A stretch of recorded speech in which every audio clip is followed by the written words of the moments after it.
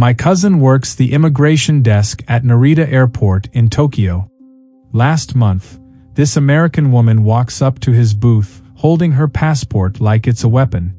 She announces she's been flying for 16 hours and demands to know why she can't just walk through without stopping. My cousin explains that Japan requires everyone to go through passport control upon arrival.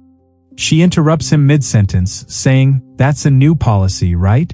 Because when I flew Delta domestically last year, I just walked straight to baggage claim." He tries to clarify that domestic flights within America don't require passport control, but international arrivals into Japan absolutely do. She cuts him off again, insisting this must be some post-pandemic regulation. "I read an article about streamlined travel," she says. "Biden signed something about making airports more efficient." My cousin shows her the stamped passports of the 100 people who went through before her. She stares at them, then asks if those are all diplomatic passports, because surely regular travelers don't need this. He tells her every single person entering Japan from abroad goes through immigration control, no exceptions, and has done so since approximately the 1950s. She finally puts her passport on the counter and mutters something about how American airports don't make citizens do this.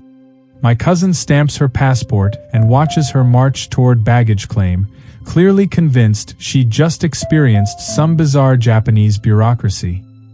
He's been processing international arrivals for 8 years. I work baggage handling at Heathrow, Terminal 5.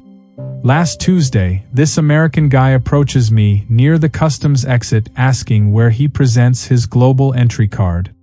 I tell him global entry is for entering the United States, not for arriving in the UK. He shakes his head like I'm confused and says, "No, I paid $100 for expedited security everywhere." I explain that global entry only applies to US Customs and Border Protection facilities. He argues that the woman at Dallas Airport told him it works internationally. She said global, he insists, making air quotes. That means everywhere. I mention that other countries have their own border systems, like the UK's e-gates for eligible passport holders. He interrupts, saying he specifically got global entry to avoid lines in foreign countries. Why else would it be called global entry if it doesn't work globally? I point out that the program name refers to entry into the United States from abroad. He stares at me for 10 seconds, then asks if I'm sure about that, because it seems like false advertising. I tell him he can use the regular e-gates if he has a biometric passport from certain countries. He walks away muttering about getting a refund, still clutching his global entry card. My aunt manages a currency exchange booth at Frankfurt Airport. She watched an American couple spend 5 minutes arguing with a Bundespolizei officer at passport control. From what she overheard, they couldn't understand why the officer needed to see their physical passports when they had photos of them on their phones. The woman kept showing her phone to the officer, zooming in on the passport photo page. The officer kept explaining he needed to scan the actual document. The husband jumped in, saying they'd put their passport information into some travel app before leaving Denver, so clearly the system already had everything. The officer tried to explain that German immigration requires the physical passport with the embedded chip. The wife responded by saying her cousin entered France last year and they barely looked at it, so this must be Germany being extra careful. The officer, maintaining impressive patience, clarified that France is also part of the Schengen area and absolutely checks passports at external borders. The husband asked why they needed the external borders thing when they already went through security. My aunt watched the officer spend another 3 minutes explaining the difference between airport security screening and immigration control before they finally handed over their actual passports. They collected them back with obvious irritation. I'm a taxi driver in Dubai and regularly pick up from Terminal 3. 2 weeks ago, I'm waiting in the arrival area and this American businessman comes out looking absolutely furious. He gets in my cab and immediately starts complaining about UAE immigration. They asked me 8 questions, he says. 8. Where I'm staying, who I'm meeting, how long I'll be here. I mention that immigration officers typically ask about the purpose and duration of visit. He interrupts, insisting this was excessive interrogation because when his co-workers enter Singapore, they just scan their passports and walk through. I explain that different countries have different entry requirements based on security protocols. He argues that he has TSA pre-check, which he thought meant something about trusted traveler status worldwide. I've been vetted, he says. Why do I need to answer basic questions?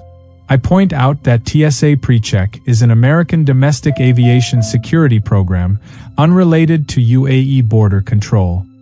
He responds with a story about how his brother-in-law, who works for a defense contractor, told him that there are international agreements about this stuff.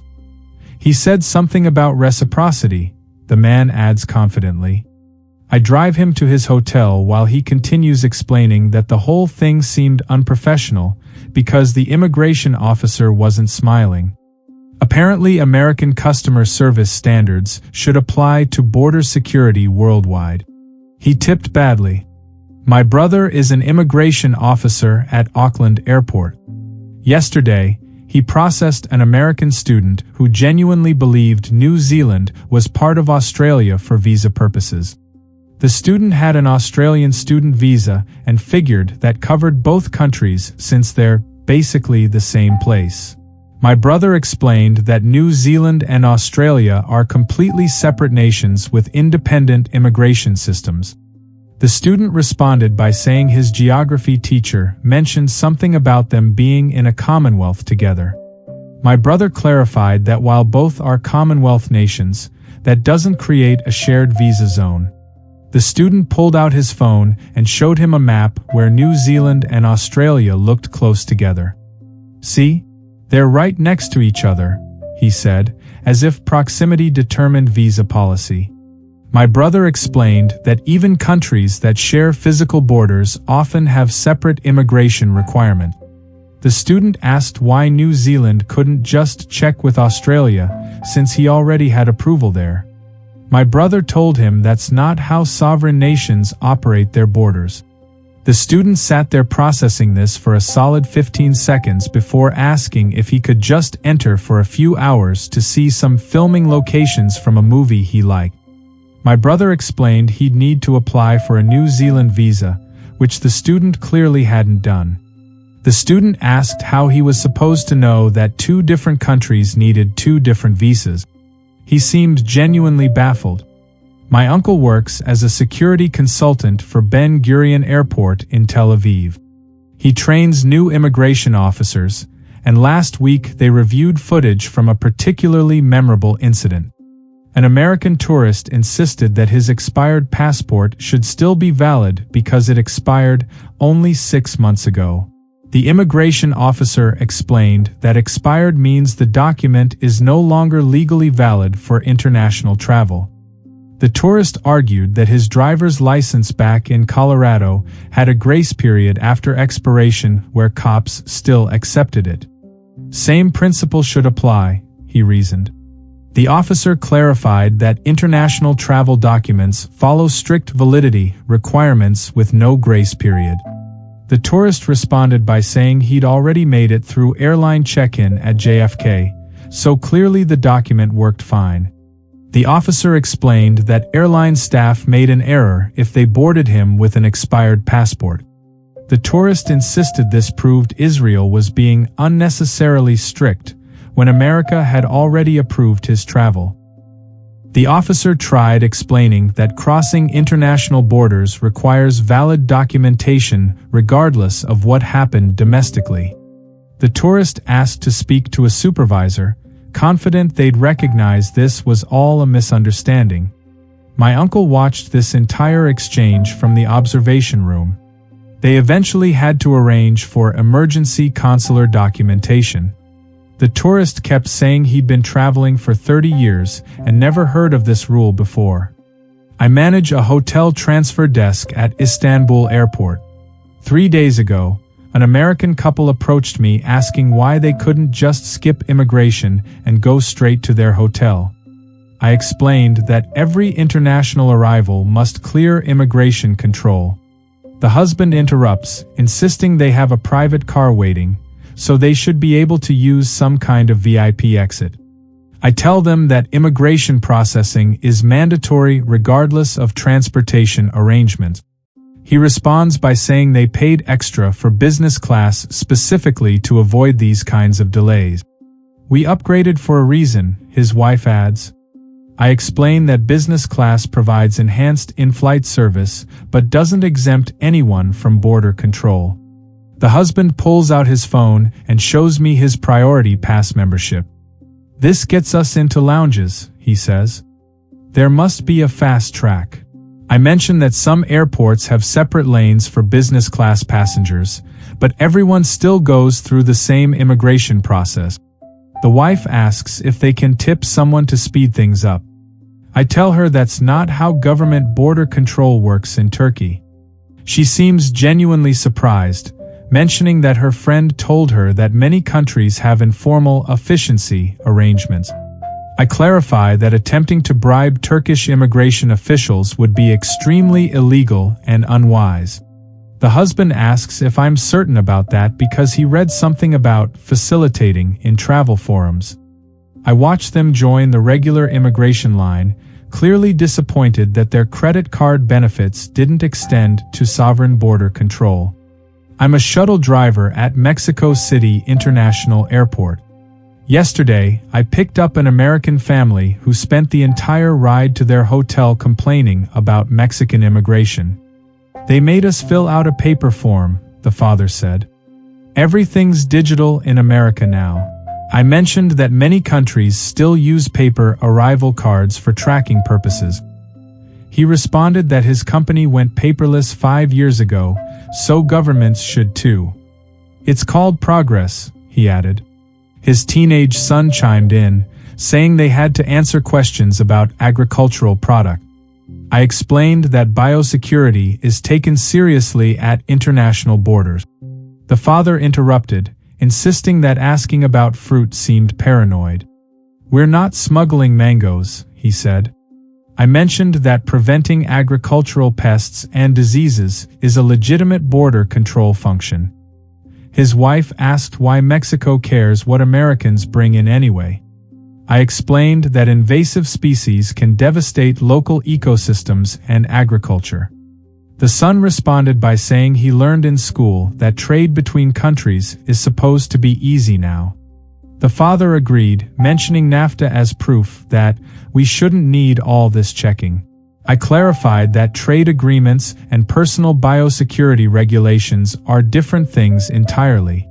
They sat in silence for about 30 seconds before the father asked if I thought the immigration officer was just having a bad day. The whole process had taken them 12 minutes. My sister works at the Lufthansa check-in counter in Munich. Last week, an American man tried to check in for a connecting flight to Prague without going through immigration first. She explained he needed to clear German immigration since Munich was his first port of entry into the Schengen area. He argued that Prague was his final destination, so he should be able to check in and go straight to his gate. My sister clarified that passengers entering the Schengen zone must complete immigration at their first point of entry. He responded by saying American airports let you transit without leaving the international zone. I've done it dozens of times, he insisted. My sister explained that the US and Schengen area have different transit procedures. He pulled up his itinerary on his phone, pointing out that his ticket showed Munich-Prague as one continuous journey. See? No stopover, he said triumphantly. My sister tried explaining that flight connections don't eliminate immigration requirements for international arrivals. He asked why United didn't tell him this when he booked. She mentioned that airlines provide this information in confirmation emails and on their website. He scrolled through his phone for a moment, then admitted he never reads those. They're always just ads, he explained. My sister directed him to immigration control. He walked away asking if she was sure about this rule because it seemed inefficient. I work the rental car counter at São Paulo Airport in Brazil. 2 days ago, an American woman insisted she didn't need an international driving permit because she had a valid American license. I explained that Brazil requires foreign drivers to have an IDP in addition to their home license.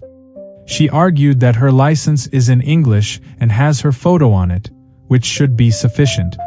I clarified that Brazilian traffic law specifically mandates an IDP for visitors. She responded by saying she drove in Canada last year with just her regular license. They speak English there, she added, as if that proved her point. I mentioned that Canadian and Brazilian regulations are entirely different. She pulled out her AAA membership card, asking if that counts for anything. I told her it doesn't. She then insisted that international agreements must exist about this stuff, because we can't all have different rules. I explained that sovereign nations set their own traffic and licensing requirements. She asked to see the exact law in writing.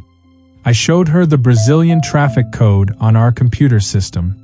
She scrolled through it for 10 seconds before saying it's in Portuguese and she can't read it. That seems convenient, she muttered. I offered to translate the relevant section. She declined, saying she'd just risk it because she's only driving for 3 days. I warned her that driving without proper documentation could result in fines or arrest. She thanked me for my concern but mentioned that her husband is a lawyer and he didn't think they needed an IDP. She left without renting a car. My uncle is a train conductor for Eurostar between London and Paris. Last month, he watched an American couple argue with UK border officers at St. Pancras station.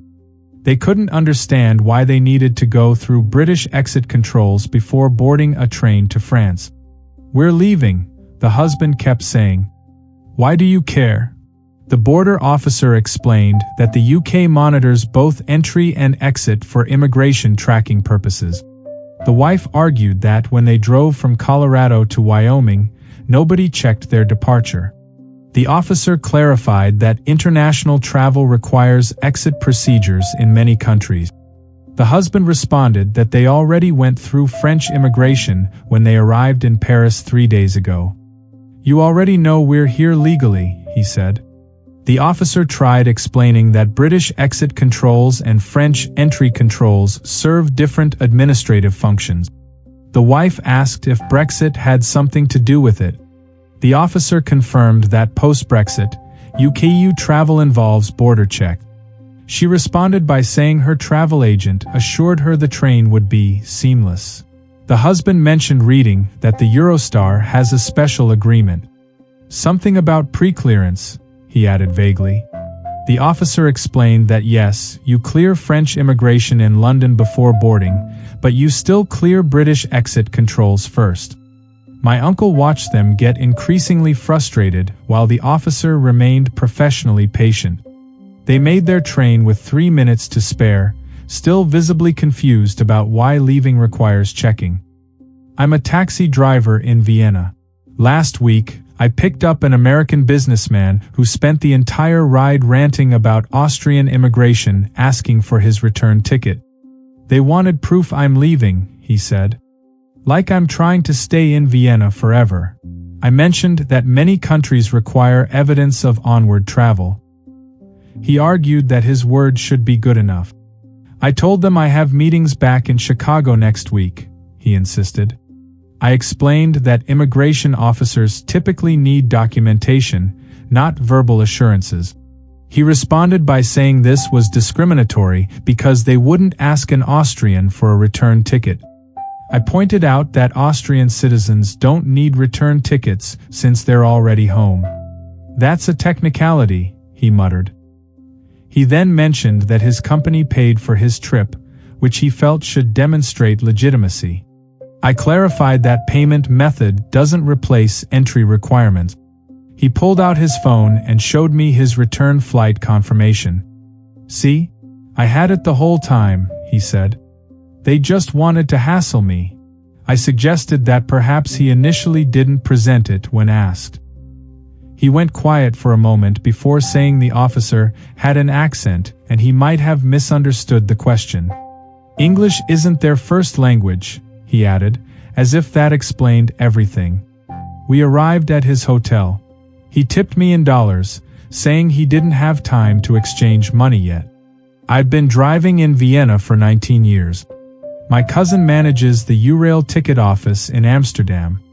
Yesterday, an American college student tried to buy a rail pass but couldn't understand why she needed her passport. She insisted that her school ID should work since it has her photo and date of birth. My cousin explained that international rail passes require passport information for identification purposes. She argued that when she takes Amtrak, they don't check ID at all. This seems excessive, she added. My cousin clarified that cross-border travel in Europe requires passport documentation. The student responded by saying she already showed her passport at the airport when she arrived in the Netherlands. You already know I'm here legally, she reasoned. My cousin tried explaining that rail passes need passport details for validation purposes when traveling between countries. She asked why European trains need more security than American ones. My cousin mentioned that international borders require documentation regardless of transportation method. She countered by saying she read about the Schengen area having open borders. No border checks, right? She said confidently. My cousin explained that while internal Schengen borders don't have routine passport controls, travelers must still carry valid ID. She seemed confused, asking what the point of the Schengen agreement was if you still need a passport. My cousin spent 5 more minutes explaining the difference between border-free travel and identification requirements. She bought her pass but kept her passport in her backpack, certain she wouldn't actually need it. My cousin has this conversation 3 times per week. I run a coffee shop inside Zurich Airport, right before the immigration checkpoint. This morning, an American man sat at my counter for 40 minutes, visibly nervous about going through passport control. He finally asked me how strict Swiss immigration is compared to American standard.